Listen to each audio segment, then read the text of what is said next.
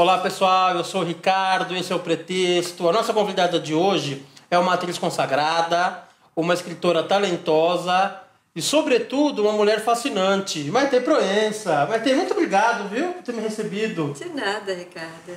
Maitê, seu nome significa soberana que colhe o que cultiva.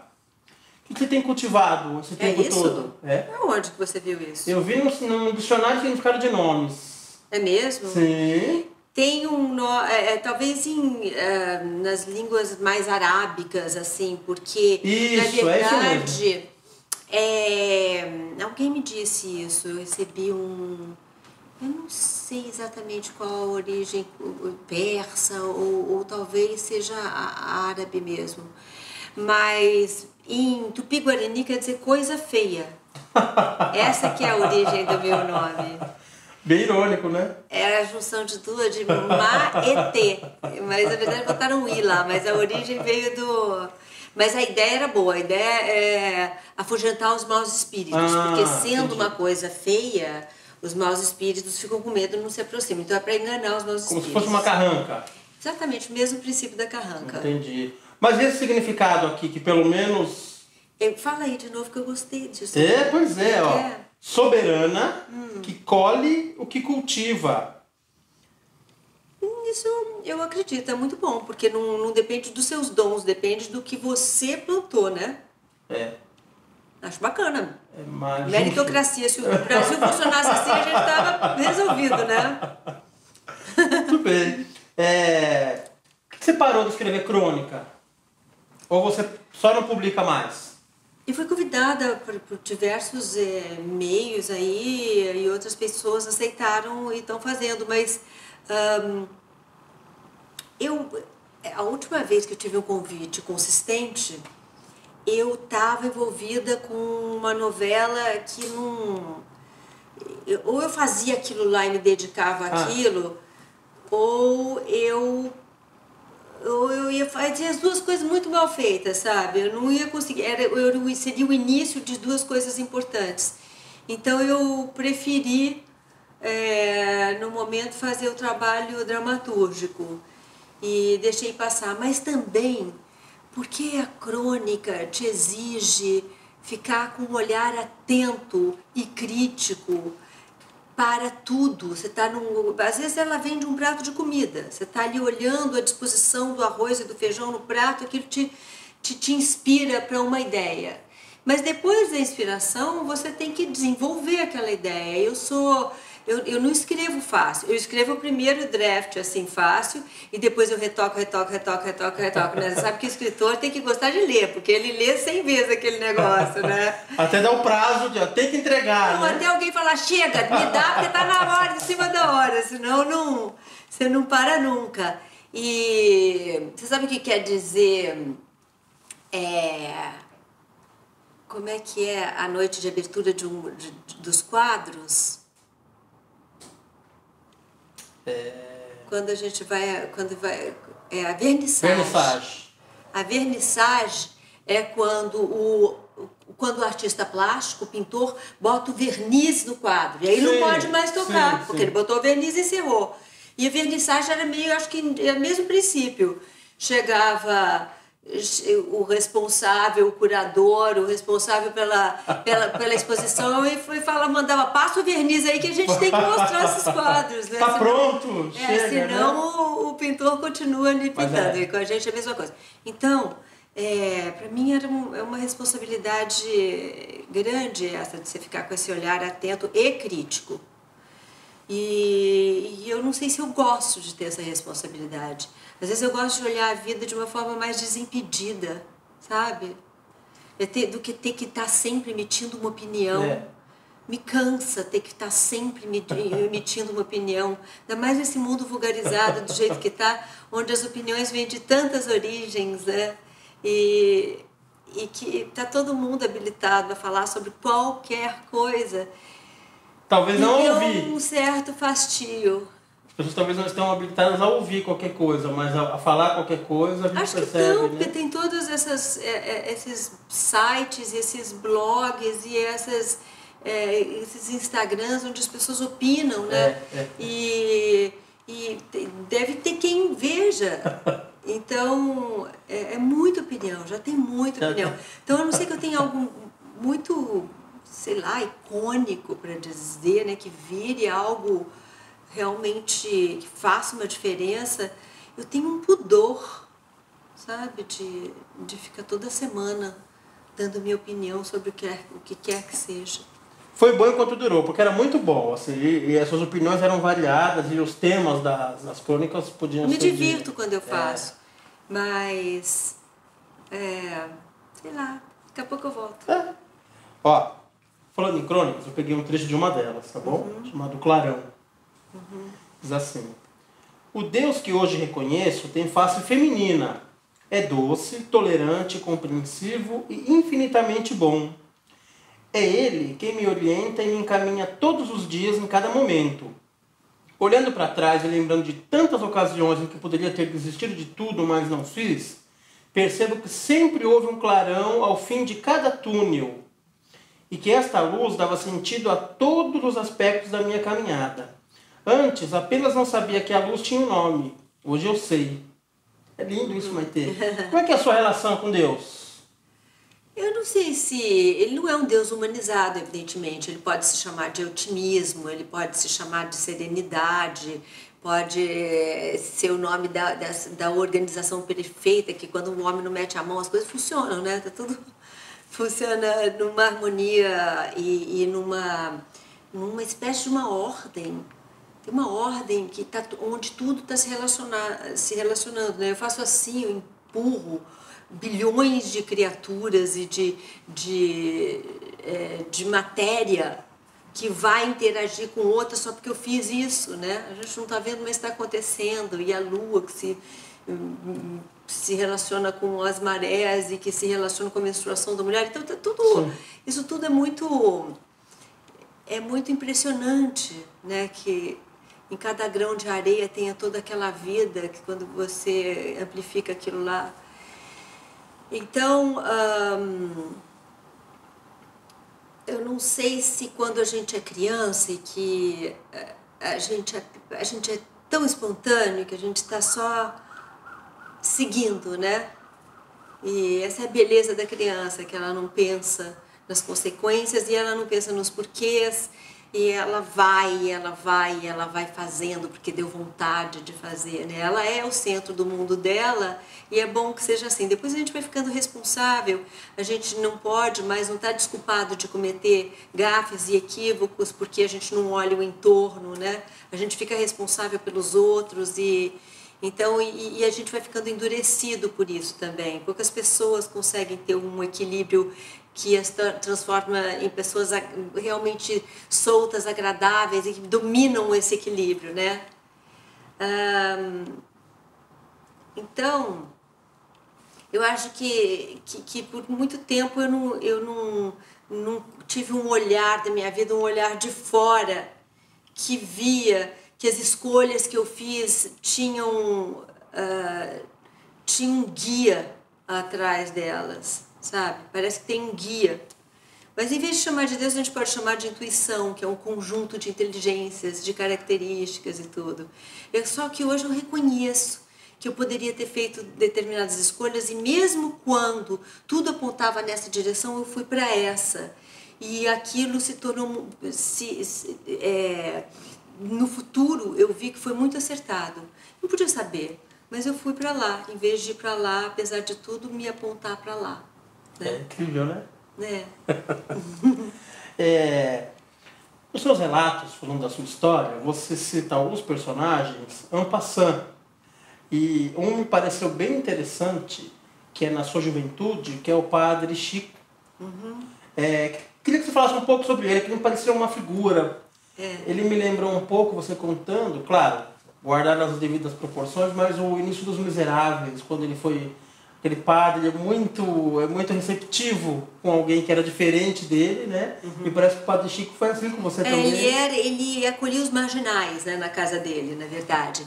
Então, depois que a minha mãe morreu, eu fui morar num pensionato luterano. Isso. Porque as crianças que moravam lá eram filhos de missionários luteranos que estavam pelo Brasil. Apesar da gente ser, enfim, de eu ser oriunda de uma família ateia, meus pais eram ateus convictos, eles nos aceitaram ali porque todo mundo que vivia ali, todas aquelas crianças, frequentava a escola americana de Campinas, onde eu também...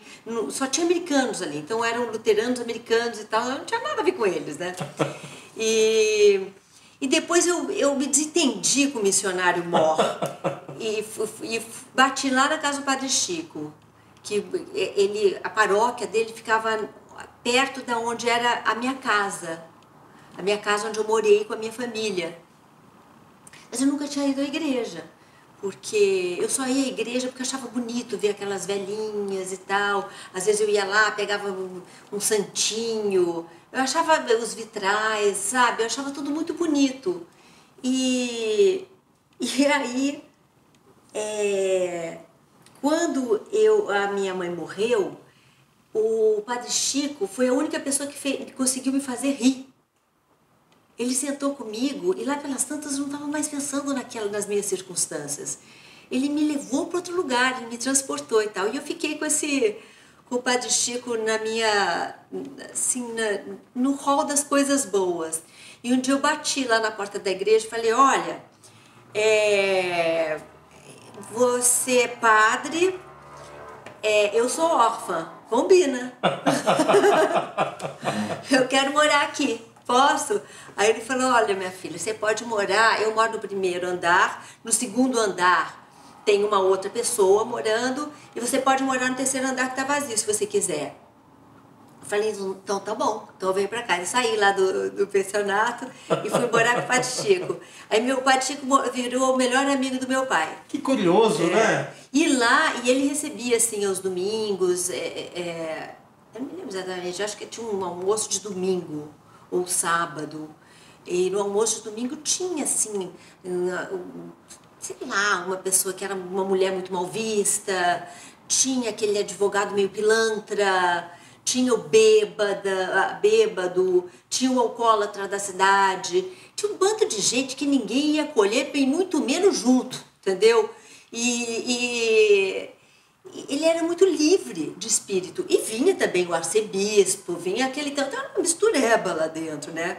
Mas ele era o confessor da alta sociedade de Campinas. Então, ainda que ele fosse daquela paróquia muito rica, ele recebia os marginais da mesma forma que ele recebia as pessoas endinheiradas, sabe? E da mesma forma que ele me acolheu na casa dele. E no final da vida dele, ele ficou muito... Não sei o que deu nele, bateu uma culpa nele. Ele falou assim, minha filha, eu não vou para o céu. Eu falei, como, Padre Chico? Sei lá se o céu existe, mas se existir, você vai para o céu.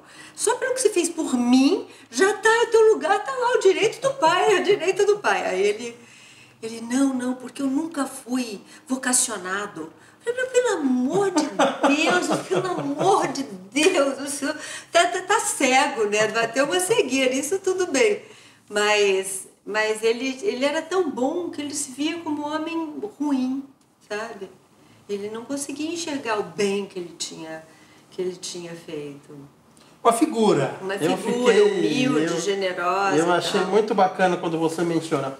E você mencionou também rapidamente, mas numa das crônicas você fala assim, sobre esse casal luterano, você fala assim, eles eram infinitamente bons. Eles eram mesmo. Eu agora fui revê-los. Graças a Deus que eu fui, porque o marido morreu 6 meses depois. Puxa, em Campinas? Não, eu fui para Minnesota. Ah, eles voltaram para lá. Voltaram para lá, eles já estavam bem velhinhos, moravam numa casa de repouso. Uma casa maravilhosa. Nos Estados Unidos tem essas coisas, as pessoas não têm preconceito contra essas casas de gente... Porque eles são muito bem cuidados, tem atividade, é bom. E eles moravam juntos, só que cada um num quarto, porque ele precisava de um atendimento especial, porque ele já não andava. E morreram velho, ele morreu mais velho, mas estava muito lúcido e foi uma choradeira, assim, imagine. Porque eu precisava falar para eles como eles foram importantes na minha vida. Que bom que deu tempo, Maitê. Nossa, que bom que deu tempo. Graças a Deus, né? Quando eles falaram que ele morreu 6 meses depois, eu quase fiquei contente. Eu falei assim, ai, não. Ufa! Porque deu tempo, né? E eles, ainda que eu tivesse uma formação completamente diferente deles, que eles eram muito moralistas e muito fechados naquelas crenças absolutistas, né? E eu, adolescente, intolerante, chegou uma hora que eu me entupi daquele treco, mas eu me entupi amando, né? Eu sabia que eles eram bons, eu nunca perdi isso de vista. E depois fui lá, encontrei eu tinha uma pessoa com quem eu competia no colégio, né? Porque ela era a mais parecida comigo. Claro. A gente só inveja aquilo que é muito próximo, aquilo que está lá longe você não inveja, não pode ser mesmo, né? Mas ela era um pouquinho melhor que eu em todos os esportes. Ela tinha, eu achava ela sempre um pouquinho melhor, sabe? Quase igual, mas um pouquinho melhor. Ela cantava melhor do que eu, ela tocava violão melhor do que eu, tudo ela era melhor, então aquilo me mordia, e ela era filha deles. Ela era você aperfeiçoada. Ela era eu melhor. E agora eu fui visitá-la também. E foi uma delícia, porque não tinha mais nada dessa bobeirinha de criança e só tinha o amor que sobrou, né? A gente se chamava de irmã, porque era, e sobrou igual, assim, igual. Tinha competição lá quando a gente tinha 13 anos de idade, mas tinha amor, porque nós éramos companheiras, uma estimulava a outra a ir pra frente, na verdade, né? E aí agora essa menina me mandou uma foto da gente sendo confirmado. Confirmação é como se fosse uma primeira comunhão na religião luterana, né? E eu estou lá sendo confirmada, mas eu não podia ser confirmada, porque eu não tinha sido batizada luterana. Como é que eu estava sendo confirmada luterana? Mas eu tinha sido batizada católica por exigência da minha avó, que não era ateia. Então, eles, lá para agradar a avó, me batizaram. Tá? Então, quando eu fui confirmada, foi um pouco com essa desculpa, assim, de que tudo bem, vale, né, e tal. E aí, na foto, tava todos aqueles filhos de missionários, né, todos ali, nós em torno no altar, e eu era a única que estava rindo. E aí eu mandei para ela, vocês repararam, mandei para todos que estavam da foto, falei assim, tá todo mundo vivo, graças a Deus. Falei, vocês repararam que eu sou a única que está dando risada? E ela respondeu assim, talvez porque você fosse a única que estava lá por escolha. Nossa, mas forte. Porque bonito. Eles estavam lá por imposição dos pais missionários e eu estava lá porque eu queria. Né? E bonito, né, da parte dela falar isso. Muito. Mas que bacana, que bom. Personagens que foram importantes para você. Tem um trecho agora de um... Não, um trecho não. O seu livro Uma Vida Inventada, aparentemente revela muito da sua intimidade. Mas aí no Roda Viva, você falou que é sua analista, te disse o seguinte: se você estava querendo se esconder, você fez um belo serviço. Foi isso? Ela disse. Onde e quando você se revela, Maitê? Eu tento, sabe, cada vez mais ser mais o que eu seria essencialmente, mas a gente não sabe, né? A gente está tão condicionado por tudo que a gente não sabe quem é essa pessoa que está lá. Eu acho que à medida que os anos vão passando, a gente vai ficando mais confortável com o que a gente não consegue mudar, né? E com aquilo que está muito estruturado e que formou o teu arcabouço e que são os seus fundamentos e tudo, né? E o que dá para mudar, a gente também vai tentando com um pouco mais de tolerância do que quando você tem 25. Quando tem 25, você tenta esconder, você tenta fingir que não é daquele jeito e tal. Você tem vergonha, muita vergonha daquelas coisas. Quando você tem a minha idade, você fala, bom, eu estou tentando há tanto tempo e ainda não consegui, né? talvez eu devesse ser um pouco mais tolerante comigo. Quem sabe, com suavidade a coisa vai, né? E talvez seja assim, né? Talvez você, tentando devagarzinho todo dia, a gente chegue mais próximo do que a gente gostaria de ser. Talvez a gente não consiga mesmo, né? Mas a gente consegue se despir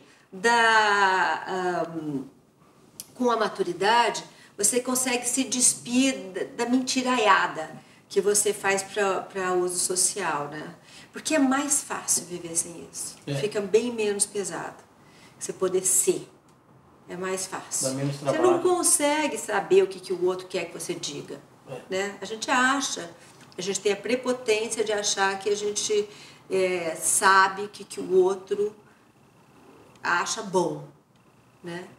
E às vezes o outro é mais sensível do que a gente pensa. E ele está percebendo que você está mentindo. E aí você coloca um muro entre vocês. Porque ele vê... Você botou aquele negócio, ele tem que fazer de conta, por ser gentil, ele faz de conta que ele acredita naquele negócio, e ficam duas pessoas que não são se relacionando, e é muito chato, né? Então, quando a gente quebra todas essas armaduras, a vida fica mais... sobra mais tempo, mais energia para você viver tranquilamente, né? Isso mesmo. Um trecho, uma frase do Bauman.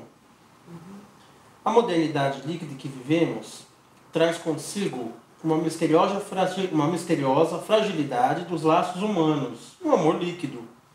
A segurança inspirada por essa condição estimula desejos conflitantes de estreitar esses laços e, ao mesmo tempo, mantê-los frouxos.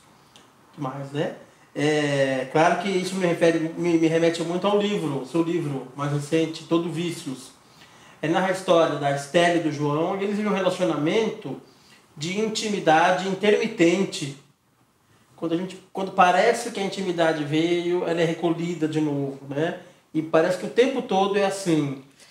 Você acha que a época em que nós vivemos propicia isso, ou isso é da natureza humana? Eu acho que em Todo Vícios, aquele casal ali, eles se conheciam mais pelo formato digital do que pela vida, né? Do que se olhando, do que se tocando, do que estando juntos. Na cama eles eram um desastre, né? Porque eles não tinham intimidade. Eles pareciam ter intimidade, porque ele é muito verbal. Então, ele domina a palavra e seduz com a palavra, ela também é boa com as palavras, e aquilo tudo, mas é uma parcela muito pequena do convívio e dos relacionamentos humanos. Uma vez eu li um artigo na revista Time que dizia que apenas 20% da comunicação humana é feita através das palavras, mesmo quando se está falando. Os 80% outros, que são a grande comunicação, são a mímica facial, são a pausa, a hora que você dá a pausa, o que você deixa de dizer. Tudo isso o outro está lendo.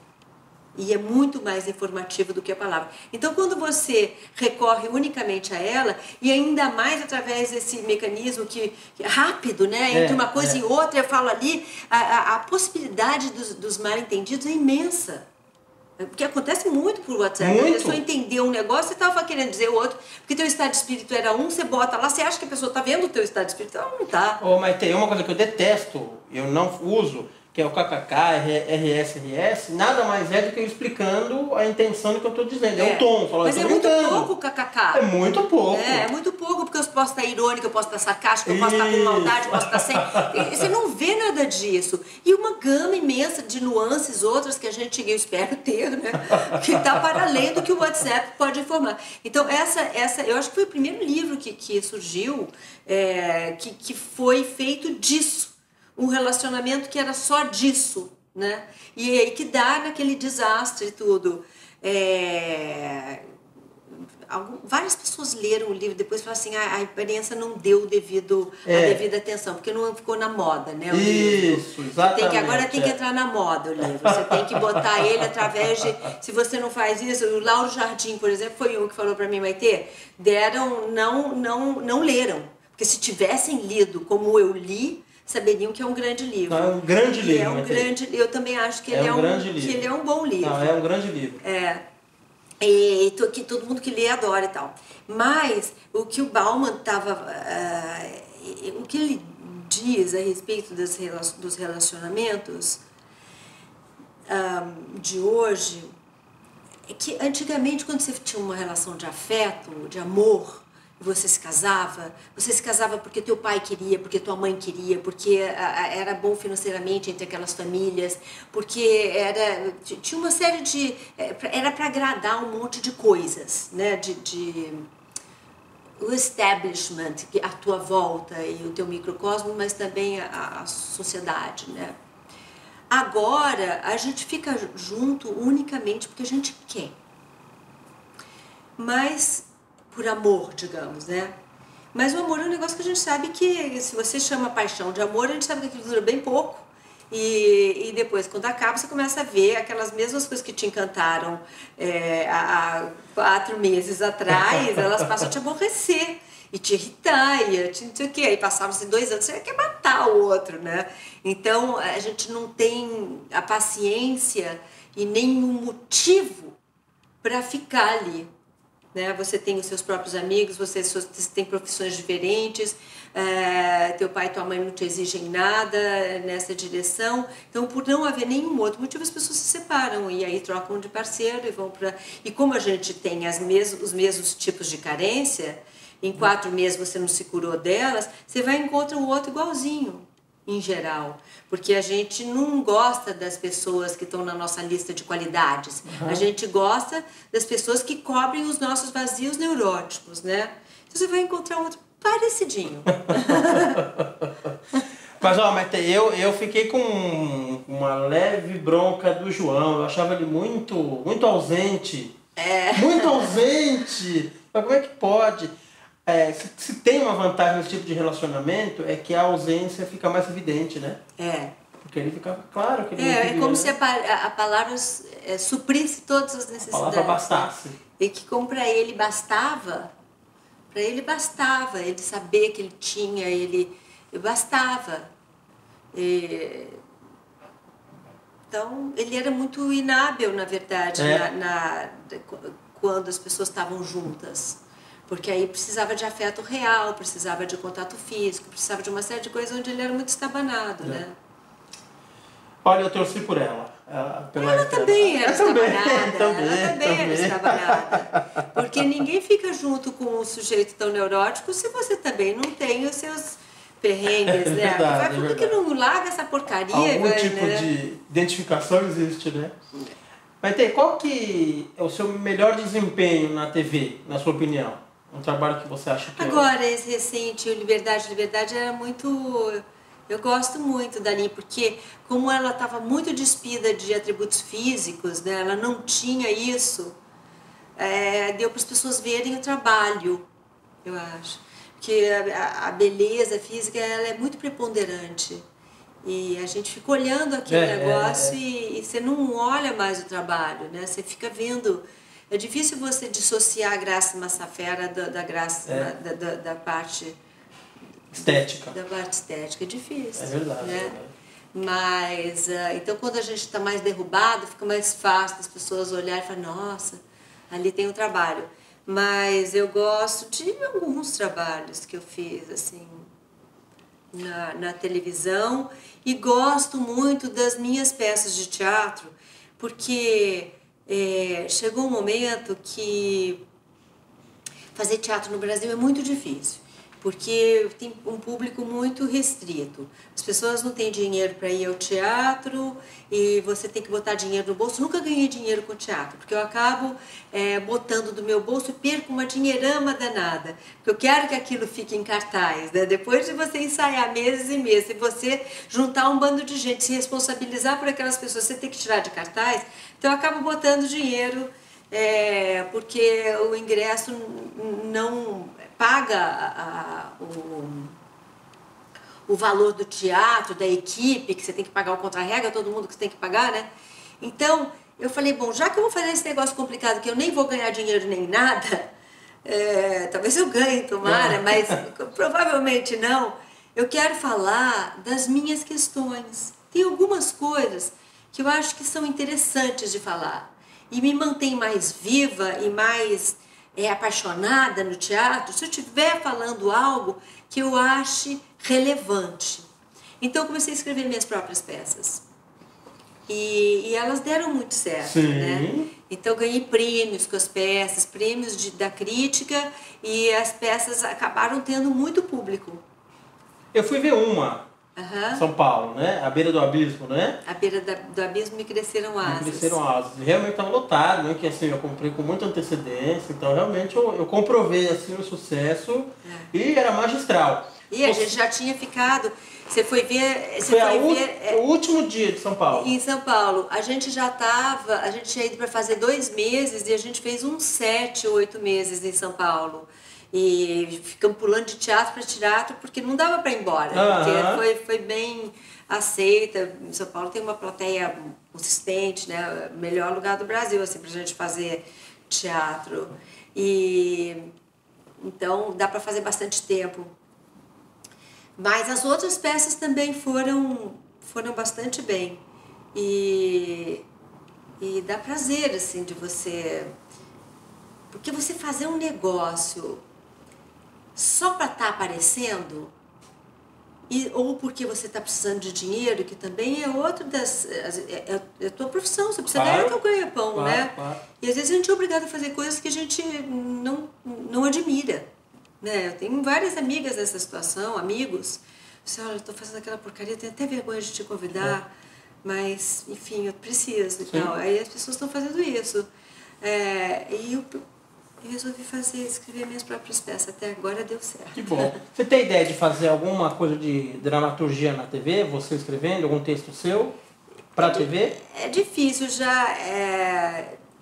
Eu fiz um curso em Nova York de roteirista e para poder escrever para televisão, mas é difícil porque tem muitas panelas ali dentro, né? Com pessoas que têm seus próprios projetos e tem uma equipe grande, cada um tem um projeto próprio, são 20 naquela equipe. Até eu atravessar essa... eu já botei vários projetos na roda e vi coisas bem semelhantes serem feitas depois. E uma coincidência. E tenho medo de botar meus projetos na roda por esse motivo. Mas pode ser. É uma trabalheira danada. Imagino. E precisa ter de um traquejo e tal, mas tem um monte de ideia. Então, cheio de projeto aí distribuído nos diversos canais. Agora que eu posso, mandei algumas coisas que eu acho interessantes, que eu não posso contar, porque por esses motivos que eu acabei de te dizer. Que bacana, Maite. Pode ser que logo a gente veja alguma coisa se concretizando. Pode, não só de dramaturgia, mas de outras coisas que eu achava que seriam muito interessantes ter na televisão e que eu acho que pode interessar gregos e troianos e tal. Então o momento está difícil por causa da crise. Então as pessoas têm muito medo de arriscar, a qualidade está caindo, né, de tudo. E eu quero fazer um negócio de qualidade, evidentemente. Claro. Mas de qualidade, mas quero que seja visto. Não quero 3 pessoas, né, assistindo, quero que todo mundo veja. Então eu tenho certeza que os meus projetos funcionam, mas estão aí, estão todos sendo estudados. Tem uma frase no Todo Vícios que diz assim: enquanto os inteligentes se calam, cheios de dúvidas, os idiotas berram suas verdades. Qual verdade berrada por idiotas tem incomodado você ultimamente? Não vamos entrar nessa seara que a gente fica aqui. Essa entrevista não termina. Mas tem muita coisa que te incomoda. Não precisa falar quais, eu entendi. As pessoas são muito... elas leram pouco, elas viveram pouco, elas têm pouca experiência vivencial mesmo, elas viajaram pouco, elas viram pouco da mesma coisa, se você tem uma vida mais plural, mais recheada, em que você viu que isso daqui é bom, mas esse negócio que é o oposto disso também é bom, né? E que o preto é bom e o branco é bom e as nuances, todas podem ser boas, depende de pequenos detalhes que diferenciam, né? De ter pequenos detalhes éticos e de bom gosto, enfim, não é como as pessoas acham, porque é confortável para elas, porque elas só conhecem aquilo. Né? Elas defendem aquilo que elas conhecem e elas conhecem poucas coisas. Entendi. Fica muito perigoso você sair propagando suas verdades quando você tem pouca vivência. E a gente desculpa quando a pessoa tem 17 anos, mas quando ela tem 47 é melhor não fazer. Você resolveu tão bem, Maitê, é isso mesmo. Eu comentei com um amigo seu, eu falei, vou entrevistar a Maitê. Aí ele falou assim, eu gosto da Maitê porque ela não é politicamente correta, ela nunca se dobrou à patrulha do meio artístico e tal. É um elogio. É um elogio. É um elogio. Porque a tua ideologia não precisa ser de esquerda ou de direita, porque esses dois modelos estão falidos, né? A gente sabe. Mas a tua ideologia pode ter a ver com responsabilidade social, com valores éticos, com generosidade com o teu cidadão do mundo, né? Com você saber que você faz parte disso, com uma responsabilidade com o meio ambiente, com os outros seres vivos. Sim. Que não são pessoas, com os animais, com tudo que você... Como você dá a cada passo que você dá, com as pessoas que estão próximas de você, você conseguir ver que talvez ele pense um pouco diferente e respeitar isso, né? Tudo isso também é político. Isso também muda o mundo, né? E na prática, né? Proximamente você escolhe, tá? Eu vou falar 3 títulos de perguntas, você escolhe uma e eu faço, tá bom? Tá. Foi pela manchete. Pergunta da carona, pergunta incompleta ou pergunta metamorfose ambulante? Carona, incompleta... Carona. Como é que foi a carona que o cantor Toquinho deu pra você na sua juventude? Você conta isso no livro. Tem a ver com o Padre Chico de novo. Tem a ver com o Padre Chico, exatamente. Porque eu fui ver eu morava em Campinas e eu fui ver um show do Toquinho Vinícius. E eu era muito jovem, eu tinha menos de 16 anos, você vai entender por quê. E aí fui ver o show, quando acabou o show, eu fui no camarim pra conversar com eles, me levaram no camarim. E aí no final o Toquinho falou assim, você quer que eu te leve em casa? Eu falei, quero. E ele foi me levando em casa. Quando chegou em casa, a casa era a igreja. Aí ele falou, mas você mora aqui? Eu falei, eu moro ali na torre. Ele falou, você mora na torre? Você mora com o padre? Eu falei, moro. Ele falou assim, mas você dá pro padre? Aí eu falei, não, o padre é casto e eu sou virgem. Muito boa essa história. E aí eu acho que o que ele pretendia já desandou todo o caldo. Tinha alguma segunda intenção na carona. Aquilo lá. A história é ótima. E depois você conta que você encontrou e contou pra ele. Me sentei com ele, acho que a gente foi apresentar alguma coisa, não me lembro exatamente o que era, mas era uma desses eventos em que a classe artística toda se reúne. Acho que, sei lá... Algum prêmio, alguma coisa assim? Algum prêmio, algum Criança Esperança, sei lá, uma dessas coisas. E eu me lembro que eu estava sentada com ele, assim, na boca do palco. E aí eu falei, Toquinho, a gente já se conhece. A gente se conhece, mas faz muito tempo, eu tinha 15 anos de idade e tal, aí contei a história pra ele. Aí ele falou assim, e eu comi? Muito bom. Falei, não, Toquinho. Falei, ufa. A primeira vez que eu tentei conversar com você, né, entrei em contato e alguém da sua equipe falou, olha, a Maitê tá viajando, tá no Xingu. Falei, Xingu, bem exótica. Depois, pesquisando a sua vida, você viu que não era nada exótico, não, que era Xingu é Petrópolis, Xingu é Petrópolis, né? Mianmar, vários lugares. E a última entrevista que eu vi sua pro Jô, você contou umas histórias muito divertidas de algumas viagens suas. Tem alguma história bacana recente de viagem? Recente. Essa vez que eu fui ao Xingu, acho que agora, sei lá, 1 ano e pouco atrás. Eu acho que é mais ou menos isso, Então, eu fui nos Caipó, que é do Raoni. Tá. Caiapó, tá. Os Caiapó, que é o Raoni é o chefe lá da tribo. Tá. E a gente foi para um ritual. É um ritual que eles fazem muito pouco, porque custa muito caro para eles. E os guerreiros, os Caiapós são índios guerreiros, eles não são índios medicinais, que eles não são pajés de cura. O que eles são bons são de guerra. É isso que eles são conhecidos por isso.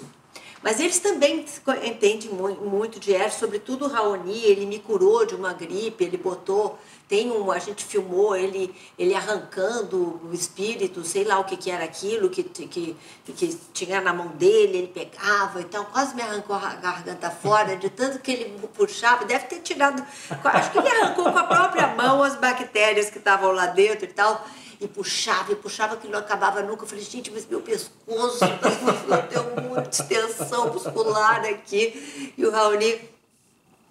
E aconteceu o seguinte, os guerreiros têm que ficar dançando a noite inteira. É uma noite longa, que começa com o escurecer e vai até...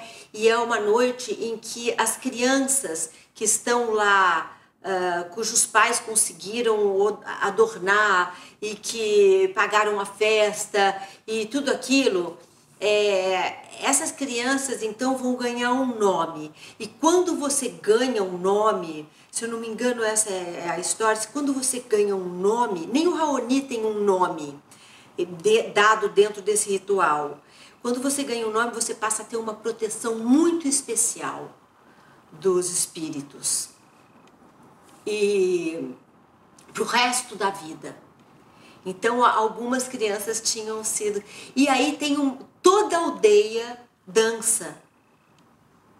E o guerreiro que não aguentar, eles fazem apostas antes. E o que não aguentar tem que dar todos os bens dele, todos, para o sujeito que apostolou com ele. E eles dão, é uma questão de honra. Cumprem, sim. Cumprem e tal. Então, um desses que tinha ganho e que, portanto, mantinha todos os seus adornos e mantinha tudo, eu tinha visto dias antes, eu estava numa discussão, uma conversa, na verdade, com o Raoni e o outro cacique, que eu esqueci, cujo nome eu esqueci, e com esse sujeito que era um vice-cacique. Que tem uma hierarquia. Tem uma hierarquia. E o vice-cacique tinha uma esposa. Essa esposa estava lá, elas não falam. Elas são as mantenedoras da língua. Então, a língua delas, então elas não falam português porque elas têm que manter a língua delas. Mas elas entendem. Elas entendem tudo perfeitamente. Elas não falam porque não querem ficar falando com gente branca assim à toa. E aí eu vi que ela estava lá num canto assim, ouvindo a conversa e tal, que a gente estava tendo com eles, e a gente estava falando a respeito de que a gente tinha ido lá para ajudá-los numa série de coisas e tal. E aí ela veio e ela tomou a palavra no meio de um bando de homens. Eu acho que ela pensou o seguinte, se essa mulher pode falar entre homens, eu também posso. E ela veio e ela falou, mas com uma autoridade. Tava o Raoni, tava o marido dela, tava o outro cacique, tava todo mundo. Ela veio, tá! E jogou e falou assim, eu quero a sua ajuda. porque tem outros aqui que têm preconceito, porque não gostam do homem branco. Não gostam do homem branco por causa desses motivos históricos todos. Mas eu gosto, se você está dizendo, e eu acredito, que vocês vieram aqui para ensinar a gente a plantar direito, que a gente não sabe. A gente sabia quando a gente mudava de um lado para o outro que a gente era nômade, que a terra era sempre boa.